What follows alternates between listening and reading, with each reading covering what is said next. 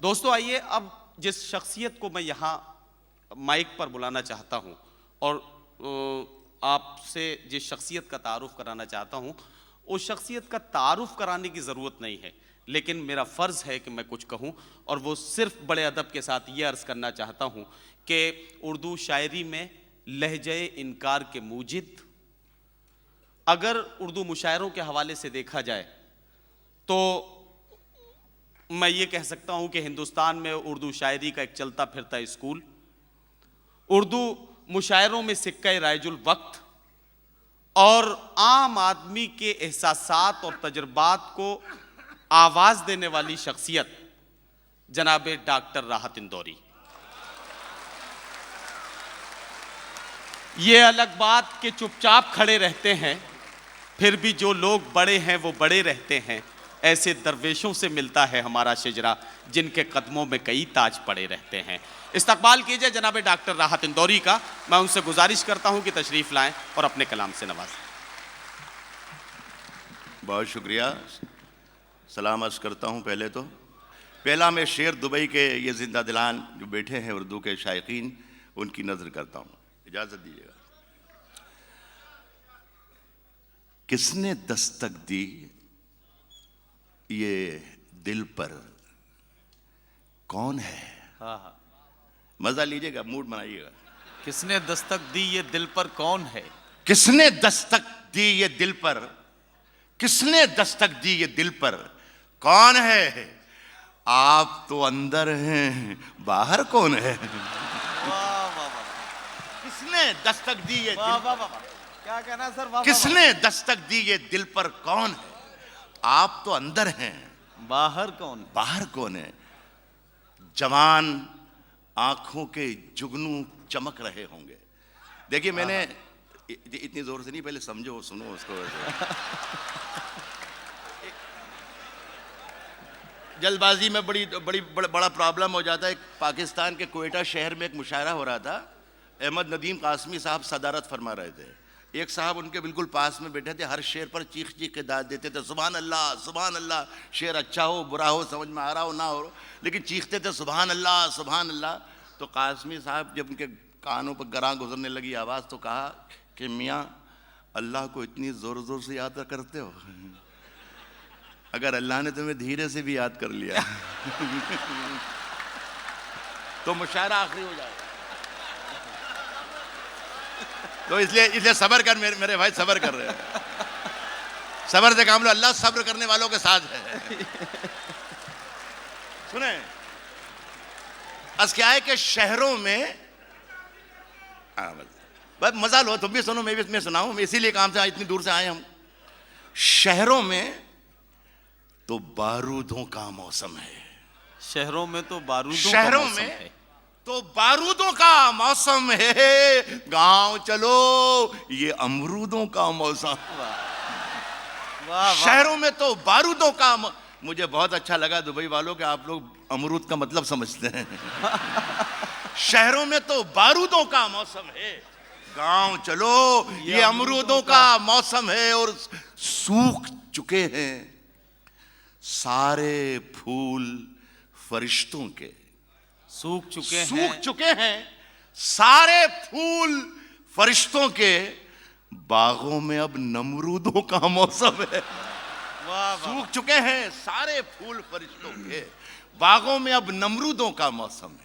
سورج ستارے چاند میرے ساتھ میں رہیں، سنیں صاحب صلاح الدین بھائی، سورج ستارے چاند میرے ساتھ میں رہے، جب تک تمہارے ہاتھ میرے ہاتھ میں رہے، جب تک تمہارے ہاتھ میرے ہاتھ میں رہے، اور شاخوں سے ٹوٹ جائیں وہ پتے نہیں ہیں ہم، آندھی سے کوئی کہہ دے کہ اوقات میں رہے، شاخوں سے ٹوٹ جائیں وہ پتے نہیں ہیں ہم، شاخوں سے ٹوٹ جائیں وہ پتے نہیں ہیں ہم، آندھی سے کوئی کہہ دے کہ اوقات میں رہے، آندھی سے کوئی کہہ دے کہ اوقات۔ یہ صلاح الدین بھائی آپ نے ایک مصرع پڑھا تھا، وہ ہمیں چاروں مصرع پڑھ کے بتاؤ کہ کبھی مہک کی طرح، کبھی مہک کی طرح ہم گلوں سے اڑتے ہیں. کبھی مہک کی طرح ہم گلوں سے اڑتے ہیں, کبھی دھویں کی طرح پربتوں سے اڑتے ہیں. واہ, کبھی دھویں کی طرح پربتوں سے اڑتے ہیں. یہ قینچیاں ہمیں اڑنے سے خاک روکیں گی کہ ہم پروں سے نہیں حوصلوں سے اڑتے ہیں. یہ قینچیاں ہمیں اڑنے سے خاک روکیں گی کہ ہم لویں دیوں کی ہوا میں اچھالتے رہنا. 4 مصرے میں پڑھنا چاہتا ہوں کہ لویں دیوں کی ہوا میں اچھالتے رہنا, گلوں کے رنگ پہ تیزاب ڈالتے رہنا, گلوں کے رنگ پہ تیزاب ڈالتے رہنا. او میں نور بن کے زمانے میں پھیل جاؤں گا, تم آفتاب میں کیڑے نکالتے رہے. میں نور بن کے زمانے میں پھیل جاؤں گا, تم آفتاب میں کیڑے نکالتے رہنا. نئی غزل پڑھتا ہوں, نئے طریقے سے سن لینا.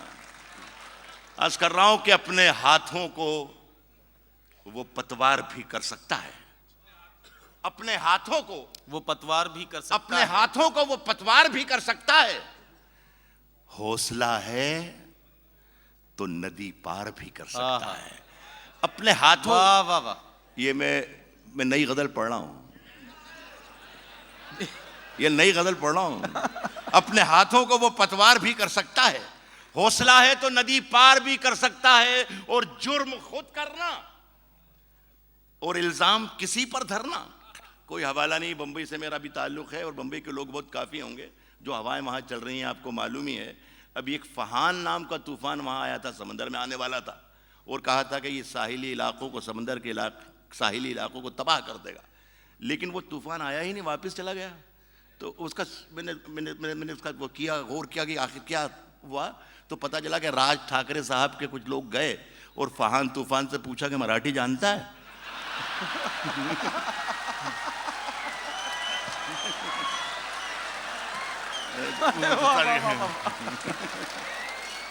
تو میں یہی کا شعر میں اس کر رہا ہوں کہ اپنے ہاتھوں کو وہ پتوار بھی کر سکتا ہے. اپنے ہاتھوں کو وہ پتوار بھی کر سکتا ہے. حوصلہ ہے تو ندی پار بھی کر سکتا ہے. جرم خود کرنا اور الزام کسی پر دھرنا, یہ نیا نسخہ ہے, بیمار بھی کر سکتا ہے. یہ نیا نسخہ ہے, یہ نیا نسخہ ہے, بیمار بھی کر سکتا ہے. اور ایک حکومت ہے جو انعام بھی دے سکتی ہے. ایک حکومت ہے جو انعام بھی دے سکتی ہے. ایک قلندر ہے جو انکار بھی کر سکتا ہے. ارے واہ واہ واہ, ایک حکومت ہے, کیا کہنا ہے سر, واہ واہ واہ واہ. ایک حکومت ہے جو انعام بھی دے سکتی, واہ. ایک قلندر ہے جو انکار بھی کر سکتا, جو انکار بھی کر سکتا ہے. اور اچھے دبئی والوں, یہ 2 شعر پڑھ رہا ہوں اس غزل کے. ایک قلندر ہے جو انکار بھی کر سکتا ہے, اور ڈھونڈتا پھرتا ہے تو دیر و حرم میں جس کو موند لے آنکھ تو دیدار بھی کر سکتا ہے. ڈھونڈتا پھرتا ہے تو دیر و حرم میں جس کو, ڈھونڈتا پھرتا ہے تو دیر و حرم میں جس کو موند لے آنکھ تو دیدار بھی کر سکتا ہے. اور جاگتے رہیے کی آواز لگانے والا, جاگتے رہیے کی آواز لگانے والا لوٹنے والوں کو ہوشیار بھی کر سکتا ہے. جاگتے رہیے کی آواز لگانے والا. سیاست میں ضروری ہے رواداری, سیاست میں ضروری ہے رواداری. سمجھتا ہے سیاست میں ضروری ہے رواداری, سمجھتا ہے وہ روزہ تو نہیں رکھتا پر افطاری سمجھتا ہے. سیاست میں ضروری ہے رواداری, سمجھتا ہے. سیاست میں ضروری ہے رواداری, سیاست میں ضروری ہے رواداری. سمجھتا ہے وہ روزہ تو نہیں رکھتا پر افطاری سمجھتا ہے. میں سانسیں تک لٹا سکتا ہوں, میں سانسیں تک لٹا سکتا ہوں اس کے ایک اشارے پر, مگر وہ میرے ہر وعدے کو سرکاری سمجھتا ہے. میں سانسیں تک لٹا سکتا ہوں اس کے ایک اشارے پر, مگر وہ میرے ہر وعدے کو سرکاری سمجھتا ہے. اور اچانک یہ ہندی اور اردو زبان کا جلسہ ہے، مشاعرہ اور کبھی سمیلن۔ پچھلے 3 مہینے پہلے میں امریکہ میں کوئی 20-22 شہروں میں یہ غزل پڑھ رہا تھا، اور اس میں جب یہ شعر پڑھتا تو یہ کہتا تھا کہ یہ شعر صرف ہندوستان میں ہی کہا جا سکتا ہے۔ کیا میں سچ کہہ رہا تھا؟ میں آپ کی تصدیق چاہتا ہوں، شعر پڑھ کے بتاتا ہوں۔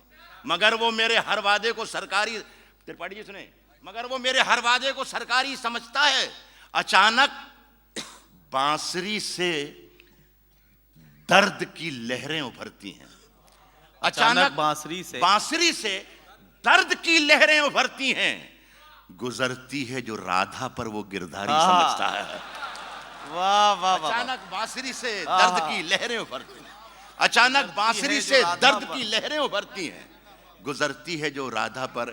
غیاث بھائی نے مجھے 2 شعر کا حکم دیا ہے، وہ میں پڑھ رہا ہوں۔ اس سے پہلے ایک مطلع اور ایک شعر پڑھ کے وہ 2 شعر پڑھوں گا اور پھر اجازت چاہوں گا۔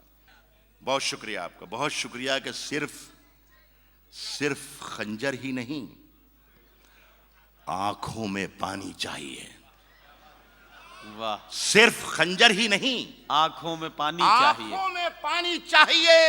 اے خدا، دشمن بھی مجھ کو خاندانی چاہیے۔ صرف خنجر ہی نہیں، آنکھوں میں پانی چاہیے۔ اے خدا، دشمن بھی مجھ کو خاندانی چاہیے۔ اور میں نے اپنی خشک آنکھوں سے لہو چھلکا دیا، میں نے اپنی خشک آنکھوں سے لہو چھلکا دیا۔ ایک سمندر کہہ رہا تھا مجھ کو پانی چاہیے۔ میں نے اپنی خشک آنکھوں سے، کیا کہنا ہے سر؟ واہ واہ واہ، میں نے اپنی خشک آنکھوں سے لہو چھلکا دیا۔ ایک سمندر کہہ رہا تھا اس قدر پیار کی بارش ہو۔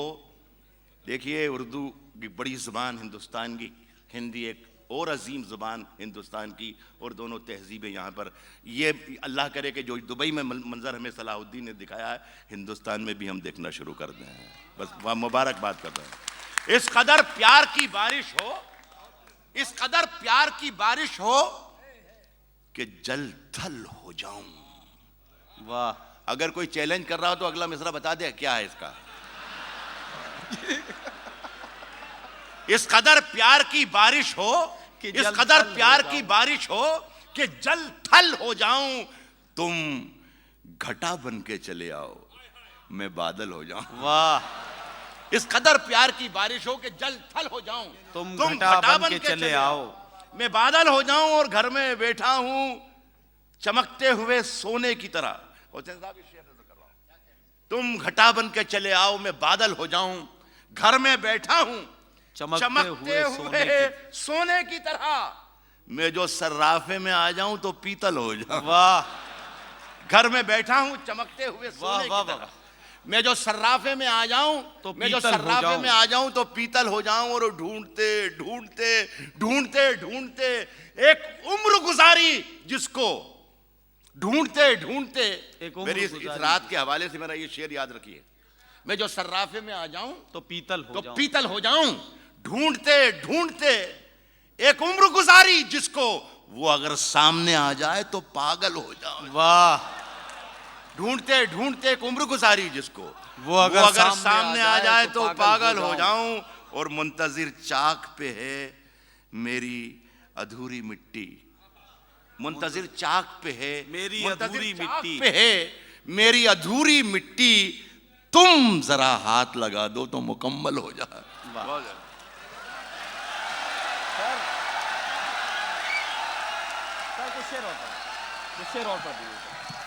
دوستو، بالکل آپ سننا چاہتے ہیں، میں بھی آپ سب کی آواز میں آپ سب کی طرف سے گزارش کرتا ہوں، زندہ دلانے دبئی کی طرف سے گزارش کرتا ہوں، جشن جمہوریہ ہند منانے کے لیے جتنے لوگ آئے ہیں، آپ لوگ ذرا زوردار استقبال جناب ڈاکٹر راحت اندوری کا کریں۔ سنیں کہ اس سے پہلے، اور ویسے میں آپ سے یہ عرض کر دوں کہ بہت مشکل کام ہوتا ہے، ذرا سا صبر کر لیا کیجئے، شاعر کے ساتھ اتنی زیادتی نہ کریں، بہت بھولی بھالی قوم ہوتی ہے یہ۔ عرض کر رہا ہوں کہ مطلب سنا رہا ہوں کہ اس سے پہلے کہ ہوا شور مچانے لگ جائے، اس سے پہلے کہ ہوا شور مچانے لگ جائے، میرے اللہ میری خاک ٹھکانے لگ جائے۔ واہ، اس سے پہلے کہ ہوا شور مچانے لگ جائے، میرے اللہ میرے میری اللہ خاک ٹھکانے لگ میری جائے۔ خاک ٹھکانے لگ جائے، وہ سال بھر، نوجوانوں سال بھر عید کا رستہ نہیں دیکھا جاتا، سال بھر عید کا وہ گلے مجھ سے کسی اور بہانے لگ آہا، جائے، واہ، سال بھر عید کا رستہ نہیں دیکھا جاتا، وہ گلے سال بھر مجھ عید سے کا کسی رستہ اور نہیں بہانے دیکھا لگ جاتا، جائے۔ کبھی اکیلے میں مل کر جھنجھوڑ دوں گا اسے، کبھی اکیلے میں مل کر جھنجھوڑ دوں گا اسے، جہاں جہاں سے وہ ٹوٹا ہے جوڑ دوں گا اسے، واہ واہ واہ، کبھی اکیلے میں مل کر جھنجھوڑ دوں گا، کبھی اکیلے میں مل کر جھنجھوڑ دوں گا اسے، جہاں جہاں سے وہ ٹوٹا ہے جوڑ دوں گا اسے، اور مجھے وہ چھوڑ گیا یہ کمال ہے اس کا، مجھے وہ چھوڑ گیا یہ کمال ہے اس کا، ارادہ میں نے کیا تھا کہ چھوڑ دوں گا اسے، مجھے وہ چھوڑ گیا یہ کمال ہے اس کا، مجھے وہ چھوڑ گیا یہ کمال ہے اس کا، ارادہ میں نے کیا تھا کہ چھوڑ دوں گا اسے، اور پسینے بانٹتا پھرتا ہے ہر طرف سورج، پسینے بانٹتا پھرتا ہے ہر طرف سورج، کبھی جو ہاتھ لگا تو نچوڑ دوں گا اسے، پسینے بانٹتا پھرتا ہے ہر طرف سورج، کبھی جو پسینے بانٹتا پھرتا ہے ہر طرف سورج، کبھی جو ہاتھ لگا تو نچوڑ دوں گا اسے، اور مزہ، شعر کا مزہ لیجئے گا، مزہ چکھا کے ہی مانا ہوں میں بھی، مزہ چکھا کے ہی مانا ہوں میں بھی، دنیا کو سمجھ رہی تھی کہ ایسے ہی چھوڑ دوں گا اسے، مزہ چکھا کے ہی مانا ہوں میں بھی دنیا کو، قدیم سلیم کوثر بیٹھے ہیں، قدیم اردو زبان میں نہیں لفظ کا تلفظ نہیں بھی لکھا گیا، جو پاکستان میں ہمارے بھائیوں نے بہت اچھی اچھی غزلیں کہیں، میں کوشش کرتا ہوں، چھوٹی سی غزل ہے، مجھے اچھا لگا، میں اس میں مشاعرے میں شرکت کر کے آپ نے بڑی محبتوں سے نوازا، بڑا پیار دیا، بلاتی ہے مگر جانے کا نہیں، بلاتی ہے مگر جانے کا نہیں، بلاتی ہے مگر جانے کا نہیں، بلاتی ہے مگر جانے کا نہیں، یہ دنیا ہے ادھر جانے کا نہیں، بلاتی ہے مگر جانے کا نہیں، بلاتی ہے ادھر جانے کا نہیں، یہ دنیا ہے ادھر جانے کا نہیں، اور میرے بیٹے کسی سے عشق کر مگر حد سے گزر جانے کا نہیں، بلاتی ہے مگر جانے کا نہیں، بلاتی ہے مگر جانے کا نہیں، یہ دنیا ہے ادھر جانے کا نہیں میرے بیٹے کسی سے عشق کر مگر حد سے گزر جانے کا نہیں، حد سے گزر جانے کا نہیں، اور ستارے نوچ کر لے جاؤں گا، ایک آواز آئی تھی کہ شاعری سننے کو ملے گی، ہم شاعری سننے کے لیے بیٹھے، ایک آواز آئی تھی، میں کوشش کرتا ہوں، مگر حد سے گزر جانے کا نہیں، ستارے نوچ کر لے جاؤں گا، ستارے نوچ کر لے جاؤں گا، اس 70 کی دہائی میں ہماری غزل میں یہ بہت لکھا گیا کہ بے روزگاری اس میں گھراوا ہوں، غربت زدہ ہوں، گھر سے خالی ہاتھ جاتا ہوں، خالی ہاتھ واپس آ جاتا ہوں، کھلونے بھی بچوں کے لیے نہیں خرید سکتا، کوئی کہانی بھی نہیں ہے، بہانہ بھی نہیں، وغیرہ وغیرہ، لیکن میں 2010 کا شاعر ہوں، میں کچھ الگ سوچتا ہوں، مگر حد سے گزر جانے کا نہیں، ستارے نوچ کر لے جاؤں گا، ستارے نوچ کر لے جاؤں گا، میں خالی ہاتھ گھر جانے کا نہیں، ستارے نوچ کر لے جاؤں گا، میں خالی ہاتھ گھر جانے کا نہیں، میں خالی ہاتھ گھر جانے کا نہیں، اور وہ خالی ہاتھ گھر جانے کا نہیں، کشادہ ظرف ہونا چاہیے، کشادہ ظرف ہونا چاہیے، کشادہ ظرف ہونا چاہیے، کشادہ ظرف ہونا چاہیے، چھلک جانے کا بھر جانے کا نہیں، واہ واہ واہ، کشادہ ظرف ہونا چاہیے، کشادہ ظرف ہونا چاہیے، چھلک جانے کا بھر جانے کا نہیں، اور وہ گردن ناپتا ہے، وہ گردن ناپتا ہے، ناپ لے مگر ظالم سے ڈر جانے کا نہیں، بہت شکریہ دوستو، جناب ڈاکٹر راحت اندوری اپنا کلام پیش کر رہے تھے۔